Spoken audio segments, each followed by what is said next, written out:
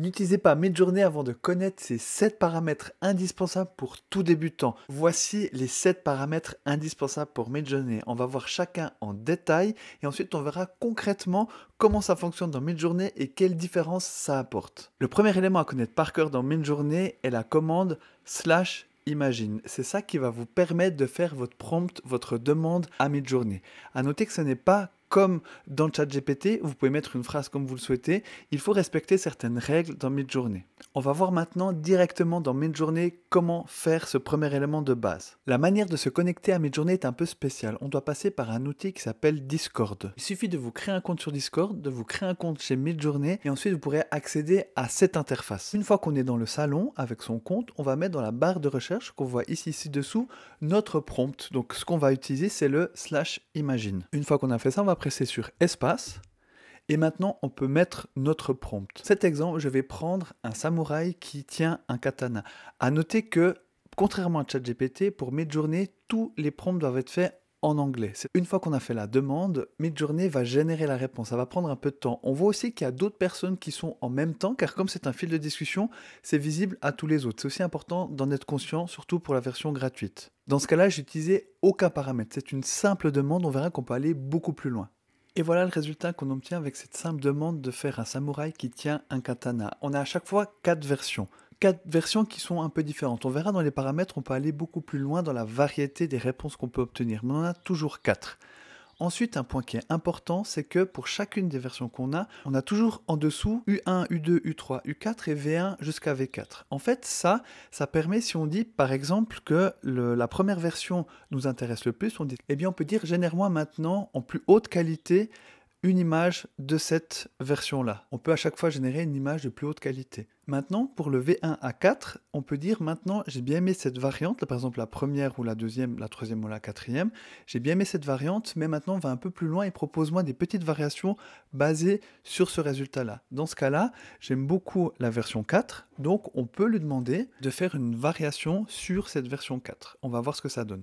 Et voilà le résultat pour cette variation de la version 4. Donc on voit qu'on est sur la même base avec certains détails qui ont été modifiés. Donc on peut aller de plus en plus loin à mesure qu'on veut avoir le résultat qu'on aimerait obtenir. Au niveau des paramètres, on a une commande spéciale qui s'appelle /settings qui permet d'appliquer pour toutes nos demandes à chaque fois des paramètres très précis qui sont réutilisés à chaque fois. Donc c'est très pratique. Une fois qu'on l'a mise en place, on peut voir la plupart des paramètres dont on a besoin pour faire un bon visuel avec Midjourney. On va voir chacun d'entre eux, puis on verra à quoi ça correspond directement. Donc le premier, c'est par rapport à la version de Midjourney. On voit qu'on est de la version 1 à la version 5. Donc là, le prompt que j'ai fait est avec la version 4 car je n'ai touché à rien. Si vous voulez aller à une version plus avancée, vous faites la version 5 qu'on peut sectionner ici. Ensuite, on a d'autres versions. Niji, c'est pour tout ce qui est animé ou... c'est pour tout ce qui est animé japonais, donc si vous avez envie d'une version spécifique là-dessus, vous devez faire ça, autrement elle n'a pas d'intérêt. Ensuite, vous pouvez tester, faire des tests photos, et on voit la qualité, on voit qu'on peut choisir une qualité de base, une qualité moyenne ou une grande qualité, mais qu'un coût supplémentaire. Ensuite, en termes de style, on peut appliquer un style qui est beaucoup plus détaillé, avec beaucoup plus de détails. Et donc là, on voit, de base, c'est plutôt moyen à bas, on peut augmenter ou on peut faire style high le plus possible. On le voit ici avec le prompt, à chaque fois ça va rajouter, on verra concrètement à quoi ça correspond. Il y a encore d'autres paramètres, mais si maintenant vous voulez ne pas trop vous prendre la tête, je vous suggère d'aller dans les settings, donc avec le /settings, et vous pouvez paramétrer, donc ça sera tous vos prompts seront toujours appliqués avec ces paramètres-là, et vous n'aurez plus à vous embêter à le faire. On arrive maintenant à la clé d'un bon prompt, une bonne commande pour Midjourney. La clé est d'être très descriptif. Il faut vraiment penser en termes de cinéma, peu importe même si c'est pour un logo ou autre. Vous devez toujours vous dire je dois décrire l'image le plus possible pour que Midjourney comprenne bien en quoi ça consiste. Dans ce cas-là, j'ai repris un samouraï qui tient un katana, mais je suis allé beaucoup plus loin dans le détail. J'ai mis qu'il avait 30 ans, qu'il y avait des reflets sur l'armure, qu'il y avait aussi un petit peu un côté brouillard, et surtout j'ai mis que c'était hyper réaliste. J'ai aussi décrit en termes de composition de l'image, en termes de lumière, en termes de qualité, avec du 8K, et que c'était comme pour une cinématique. Il y a aussi une possibilité de mettre si c'était utilisé comme un Canon, un Nikon ou ce genre de choses. Et j'ai aussi appliqué les fameux paramètres et d'autres supplémentaires qu'on va voir en détail. Voilà donc à quoi ça ressemble. On voit que là on a un niveau de détail qui est bien plus élevé et puis qu'on a quelque chose de beaucoup plus performant, en tout cas selon mes standards et selon ce que je voulais.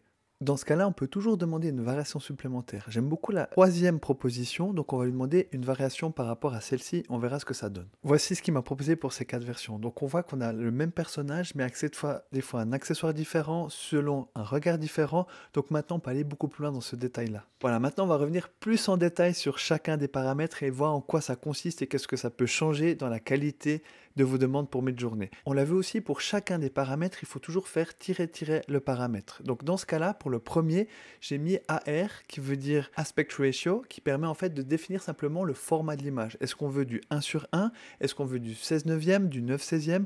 On a plein de formats qu'on peut faire et ça nous permet d'appliquer ça à Midjourney. Le deuxième qui est super important, on l'a vu, c'est la qualité. Ça va de 0 à 2 et sachant qu'une qualité de 1 est la base. Donc soit vous voulez une qualité plus basse, vous mettez 0, 0.1, 0.2 et vous voulez la meilleure qualité possible, c'est la numéro 2, Q2. C'est ce qu'on a appliqué avec notre exemple. Un qui est très utile, c'est pour styliser votre image. Donc vous voulez plus de détails, plus de style, vous devez le mettre au maximum, à savoir à 1000.